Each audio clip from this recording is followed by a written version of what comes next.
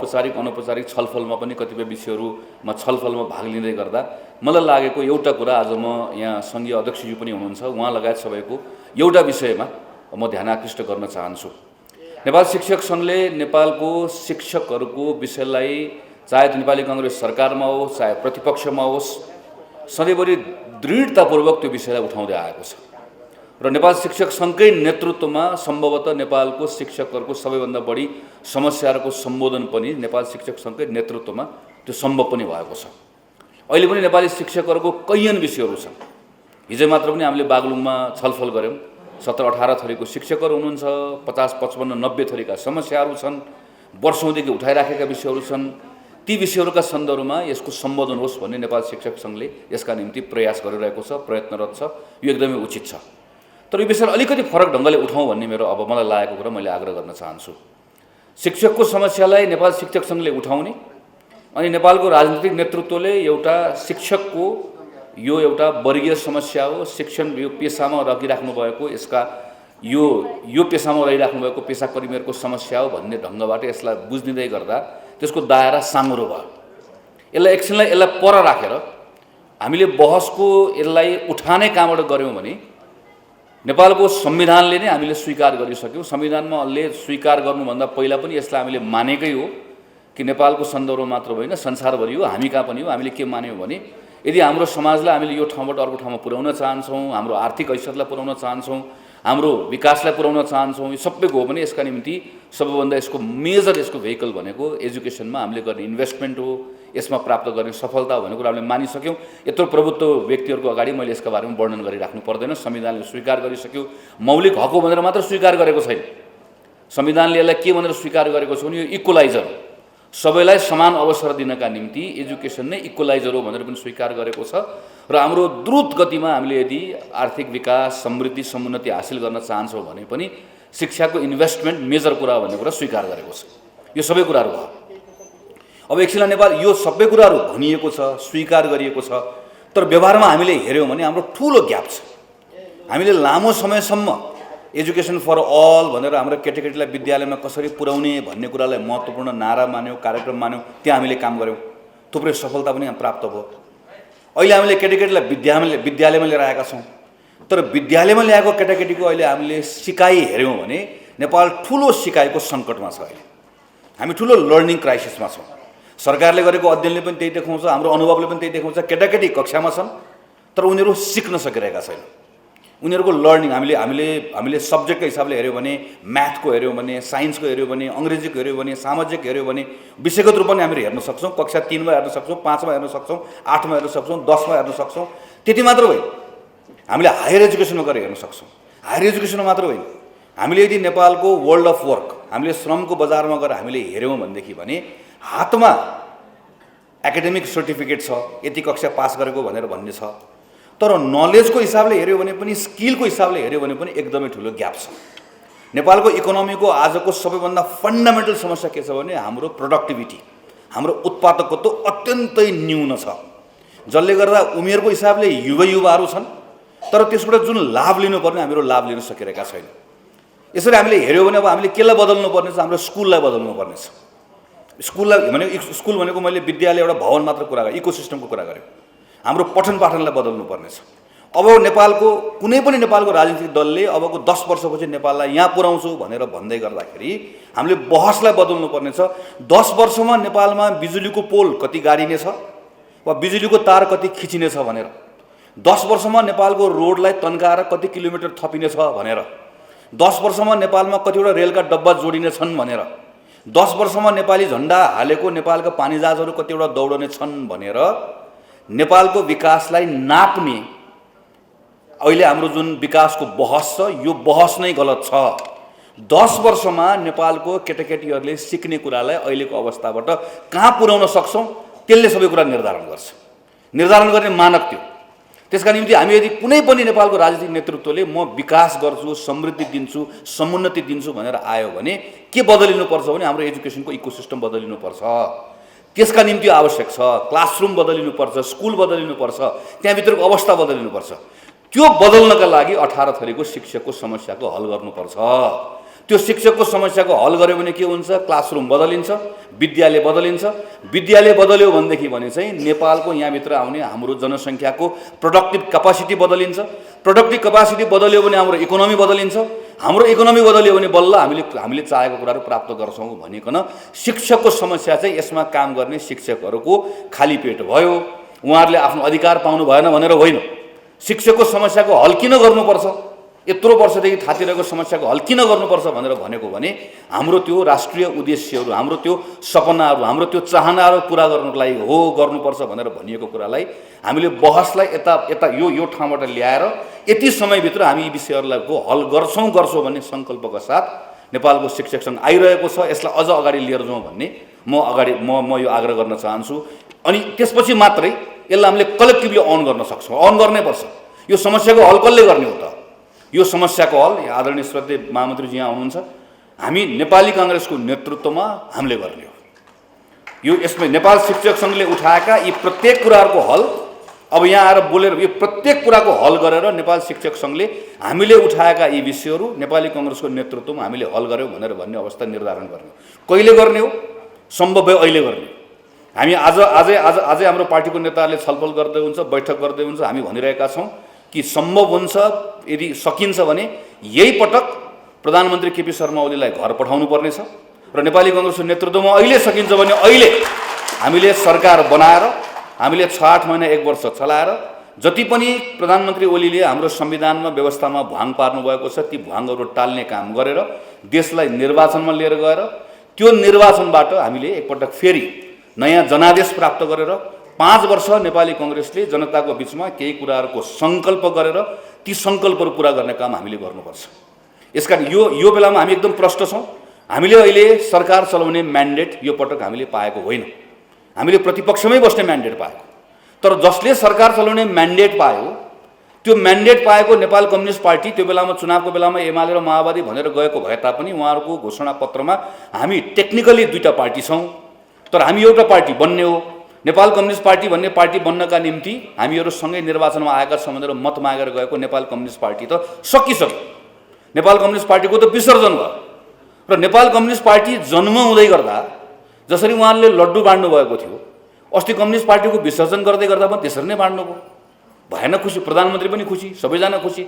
आजदेखि नेपाल कम्युनिस्ट पार्टीको विधिवत रूपमा यसको विसर्जन भयो, आजदेखि समाप्त भयो भनेर भन्दै गर्दा पनि हामीले त्यतिकै खुसी भएको देख्यौँ। तर यो बिचमा नेपाल कम्युनिस्ट पार्टीको नाममा जुन म्यान्डेट उहाँहरूले पाउनुभयो त्यो म्यान्डेट अस्तिको सर्वोच्च अदालतको फैसला र त्यो फैसलालाई उहाँहरूले स्वीकार गरिसकेपछि सकियो। त्यसैले यो संसदमा सरकार चलाउने म्यान्डेट पाएको पार्टी छैन। हामीले प्रतिपक्षमा बस्ने म्यान्डेट पाएको। तर यो क्राइसिसको बेलामा अब हामीले सम्हाल्नु पर्नेछ। हामीले सम्हालेर यसलाई निकास दिएर देशलाई चुनावमा लिएर जाने र त्यो चुनावबाट नयाँ म्यान्डेट प्राप्त गर्ने। यो बिचको समयमा हामी चलाउनुपर्छ। किन भनिरहेका छौँ? यो बिचको समय प्रधानमन्त्री ओलीले देशको जनजीविकासँग जोडिएको शिक्षा, स्वास्थ्य, तपाईँका मुद्दा, जनतासँग जोडिएका कुनै पनि मुद्दामा उहाँले काम गर्ने होइन। त्यत्रो 3 वर्ष सम्पूर्ण अनुकूलता प्राप्त गर्दा त गर्नु भएन भने अहिले यसलाई फकाएर त्यसलाई फकाएर ल्याएर जोड घटाउ मिलाएर चलाएको सरकारबाट गर्ने होइन। राज्यका अरू बाँकी रहेका संयन्त्रहरू कब्जा गर्ने मात्रै हो। राज्यका बाँकी रहेका अन्य संयन्त्रहरूलाई सम्पूर्ण रूपमा आफ्नो दबाव र प्रभावमा राखेर नेपालको डेमोक्रेसीलाई यसलाई भित्रैबाट यसलाई खोक्रो बनाउने हो, यसलाई कमजोर बनाउने हो र नेपालमा नाम मात्रको निर्वाचन हुने अवस्था बनाउने हो। प्रधानमन्त्री केपी शर्मा ओलीको हातमा अझै अहिले शासन सत्ता दिइराख्ने कुरा भनेको नेपालमा इलेक्सन हुने तर नाम मात्रको इलेक्सन हुने ठाउँमा पुर्याउने हो। यसलाई हामीले रोक्ने हो। यो बिचको समयमा यदि नेपालका आम पिपुलसँग जोडिएका विषयहरूमा काम हुन सक्दथ्यो भने हामीले त्यसलाई ती कामहरूका बारेमा क्रिटिकली त्यसलाई हेर्ने हाम्रो अवस्था बन्न सक्थ्यो, जुन हुने अवस्था छैन। यो सँगसँगै त्यस पछाडि नेपाललाई निर्वाचनमा लिएर गएर ती निर्वाचनबाट आएको सरकारले हामीले बाँकी रहेका विषयहरूमा काम गर्ने हो। र यो पटक काम गर्दै गर्दा मैले त्यही सन्दर्भ जोड्न खोजेको, यो पटक काम गर्दै गर्दा शिक्षक सङ्घको आदरणीय अध्यक्ष यहाँ हुनुहुन्छ, म आग्रह गर्न चाहन्छु। उहाँले म यहाँ बस्दै गर्दा भन्दै हुनु 21-22 गते तपाईँहरूको ठुलो यहाँ सम्मेलन छ। यो सम्मेलनमा सिङ्गो काङ्ग्रेसको केन्द्रीय समितिलाई बोलाएर हामी हाम्रो कुराहरू सुनाउँछौँ। पार्टीसँग जोडिएका कैयन विषयहरू छन्, नेपाली काङ्ग्रेस र शिक्षक सङ्घको सम्बन्धको विषयहरू छ, ती विषयहरूमा पनि मजाले जमेर छलफल गरौँ। हामीहरू संसदमा छौँ, सङ्घीय शिक्षा ऐन लिएर आऊ भनेर कराउन थालेको वर्षौँ भयो। त्यो सङ्घीय शिक्षा ऐन लिएर पहिला सुल्टो बाटो हिँडौँ, पहिला ऐन लिएर त्यो ऐन लिएर आउँदै गर्दाखेरिको यही संविधानको प्र्याक्टिस गर्दै गर्दा हाम्रो के अनुभव भइसक्यो, कुन तहको सरकारले के काम गर्ने भन्ने बारेमा, एजुकेसनलाई कसरी हेर्ने भन्ने बारेमा हामीले एक खालको अनुभव गरिसकेका छौँ। ती अनुभवहरूका आधारमा एउटा प्रस्ताव तयार गरौँ, त्यो प्रस्ताव लिएर आऊ, त्यसमा छलफल गरौँ, यो सुल्टो बाटो हिँडौँ भनेर संसदमा भन्न थालेको वर्षौँ भयो। हामीले चाहेर त्यो ऐन हामीले ल्याउन सक्ने अवस्था छैन। तर यहाँनिर शिक्षक सङ्घ र हामीहरूको बिचमा छलफल गरेर हामीले सरकार चलाउने जिम्मा पायौँ भने यो बिचको समयलाई कसरी सदुपयोग गर्ने, हामीले सरकार चलाउने जिम्मा नहुँदै गर्दा प्रतिपक्षमा बस्दै गर्दाखेरि यो 1.5 वर्षको अवधि पनि हामीले कसरी प्रयोग गर्ने, कसरी उपयोग गर्ने, जमेर छलफल गरौँ र त्यसबाट के साझा निष्कर्षमा पुगौँ। त्यो निष्कर्ष बोकेर हामी कोही संसदमा हिँड्छौँ, कोही निष्कर्ष बोकेर पार्टीको साथीहरू पार्टीको मोर्चामा हिँड्नुहुन्छ, शिक्षक सङ्घले आफ्नो ढङ्गले नेतृत्व गर्छ। एउटा विषय हो। दोस्रो विषय भनेको शिक्षक सङ्घसँग चाहिँ यो अघि मैले सुरुमा राखेँ कि यो पटक एउटा राष्ट्रिय बहस, महाबहस जस्तो शिक्षक सङ्घले यो सम्मेलन सँगसँगै चलाओस्। त्यसबाट निस्कँदै गर्दा सिङ्गो नेपाली कङ्ग्रेसले शिक्षक सङ्घसँग भएको छलफलको आधारमा अघि मैले भने शिक्षकको विषय, त्यो विषय चाहिँ शिक्षकको लागि होइन, शिक्षकको विषय नेपालको शिक्षाको लागि हो, नेपालको एजुकेसनको लागि हो। हामीले गरेका कमिटमेन्टहरू पुरा गर्नका निम्ति हातमा एउटा नियुक्ति पत्र समेत राम्रोसँग लिन नपाएको शिक्षकले कक्षा कोठामा दह्रोसँग उभिएर आफ्नो जिम्मेवारी पुरा गर्न सक्दैन। त्यसको प्रत्यक्ष रूपमा प्रभावमा पर्ने भनेको त्यही कक्षा कोठा हो, त्यसको विद्यार्थी हो भन्ने कुरा स्थापित नगर्ने बेलासम्म यो विषय यसै गरिकन रहिरहेको छ। यो विषयका सन्दर्भमा जमेर छलफल गरौँ र यी छलफल गरेका विषयहरूलाई नेपाली कङ्ग्रेसले अब आउने दिनमा हामीहरू 4 वर्ष 5 वर्षको निम्ति हामी एउटा पिरियडिक इलेक्सनबाट निर्वाचित भएर आएर हामी सरकार चलाउँछौँ, जिम्मा लिन्छौँ भनेर आउँदै गर्दा यो पटक जननायक बिपी कोइरालाको नेतृत्वमा नेपाली कङ्ग्रेसले सरकार चलाउँदै गर्दाखेरि हामीले गरेका ती महान कामहरूका बारेमा, उपलब्धिहरूको बारेमा चर्चा गरौँ, प्रेरणा लिउँ, सङ्कल्प गरौँ। तर पिपुलको बिचमा आउँदै गर्दा निराश भएका, थाकेका, कसैले केही गर्दैन, जो आए पनि उस्तै हो भनेर सिङ्गो व्यवस्थाबाट दलसँग, नेतासँग, सबसँग ठुलो वितृष्णाको भारी बोकेर बसेका आम नागरिकहरूका बिचमा चाहिँ उत्साहित गर्नका निम्ति एउटा विश्वासको साथमा काङ्ग्रेसले 5 वर्ष सरकार चलाउँदै गर्दा यो बिन्दुबाट देशलाई यो बिन्दुमा पुर्याउँछ। हिजोको कुराबाट प्रेरणा लिने हो, तर हामीले भोलिको कुरा गर्ने हो। हामीले जिम्मा लिँदै गर्दा हामी यो कुरा यसरी बदल्छौँ भन्ने एउटा विश्वास दिलाउन सक्ने आधार हामीले बनाउनुपर्छ र यो आधार बनाउनका निम्ति पनि हामीलाई धेरै ठुलो एउटा त्यो न्यारेटिभ बनाउनका लागि, आधार बनाउनका लागि पनि हामीलाई शिक्षक सङ्घको धेरै ठुलो मद्दत चाहिएको छ। म गाउँ गाउँमा पार्टी घुम्न जाँदै गर्दाखेरि मैले अहिले पनि के पाएको छु भने नेपालमा अहिले पनि गाउँ गाउँमा नेपालको कम्युनिस्ट पार्टीले गएको 30औं 40औं वर्षमा संसदीय राजनीतिमा, निर्वाचनको राजनीतिमा, साङ्गठनिक राजनीतिमा आउँदै गर्दाखेरि यति विषयहरूको बारेमा यति ठुलो भ्रमहरू सृजना गर्नुभएको छ। त्यो भ्रमको कथनहरू यसरी जनमानसमा यसरी व्याप्त भएको छ, यसरी जनजीवनमा झुन्डिएको छ। त्यसरी बनाएका ती कथनहरूलाई हामीले भत्काएनौँ भने, ती भ्रमहरूबाट हाम्रो जनमतलाई बाहिर निकालेनौँ भनेदेखि भने नेपाली कङ्ग्रेस पार्टीले फेरि आफूलाई नेपालको राजनीतिको केन्द्रमा स्थापित गर्ने कुराको सन्दर्भमा एजेन्डाको हिसाबले सक्ला, तर प्राप्त गर्ने मतका हिसाबले उसलाई जहिले पनि गाह्रो हुन्छ।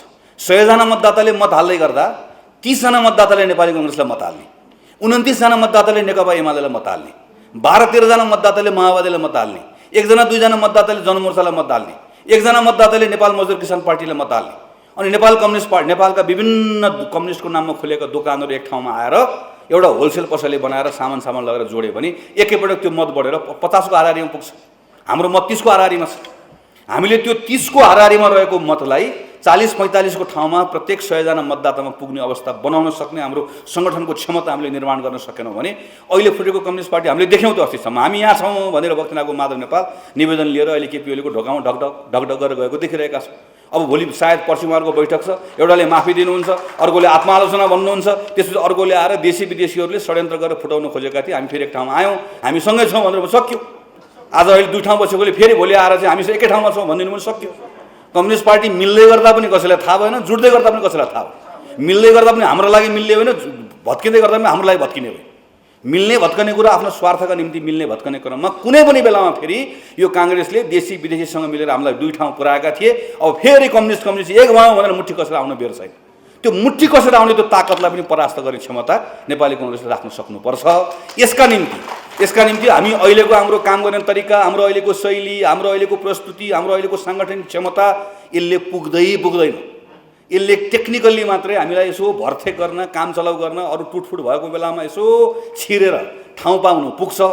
सबै अहिले भएका बाधा बन्धन भत्काएर त्यो शक्ति प्राप्त गर्ने अहिले पुग्दै यसका निम्ति पार्टी एजेन्डाका हिसाबले पनि पार्टीको देखिने पार्टीको स्वरूप पार्टीको फेसका हिसाबले पनि पार्टीको इमेजका हिसाबले पनि पार्टीले दिन सक्ने भरोसाका हिसाबले पनि यसलाई नयाँ बनाउनु पर्नेछ यसलाई न्युनेस ल्याउनु पर्नेछ त्यो फ्रेसनेस ल्याउनु पर्नेछ त्यो न्युनेस त्यो फ्रेसनेस त्यो नवीनता ल्याउनका निम्ति त्यो पार्टीप्रतिको एउटा भरोसा ल्याउनका निम्ति चाहिँ नेपाली कांग्रेस पार्टीले आफूले काम गर्ने तरिका पनि बदल्नु पर्नेछ। म अघि राजेन्द्र दाइसँग कुरा गर्दै थिएँ शिक्षक सङ्घमा काम गरेर आउनुको साथीहरू अब तपाईहरुले शिक्षक सङ्घको साथीहरूले म काम गर्नुभएको साथीहरूले नेपाली कांग्रेस पार्टीभित्र हामीलाई कसरी ठाउँ पाउने भनेको ठाउँमा अब त्यताबाट होइन कांग्रेसले भन्नुपर्ने छ कि शिक्षक साथीहरूलाई यत्रो वर्ष काम गरेर आउनुभएको छ सामाजिक प्रतिष्ठा आर्जन गर्नुभएको छ यो पटक निर्वाचन लड्नको लागि कोही साथीलाई तपाईँ शिक्षक छोडेर वडामा आएर चुनाव लडिदिनुहोस् तपाईँ नगरपालिकामा मेयर उपल्ले मेयर लडिदिनुहोस् किनकि हाम्रो पार्टी यो बेलामा पार्टीमा देखिएका चिनिएका कतिपय अनुहारलाई निर्वाचनमा लिएर जाँदै गर्दा 30 भोट हुन्छ तर तपाईँ आइदिनु भयो भने त 30 भोटमा तपाईँले 5 भोट थपेर 35 पुर्याइदिनुहुन्छ आइदिनुहोस् सर आइदिनुहोस् मिस भनेर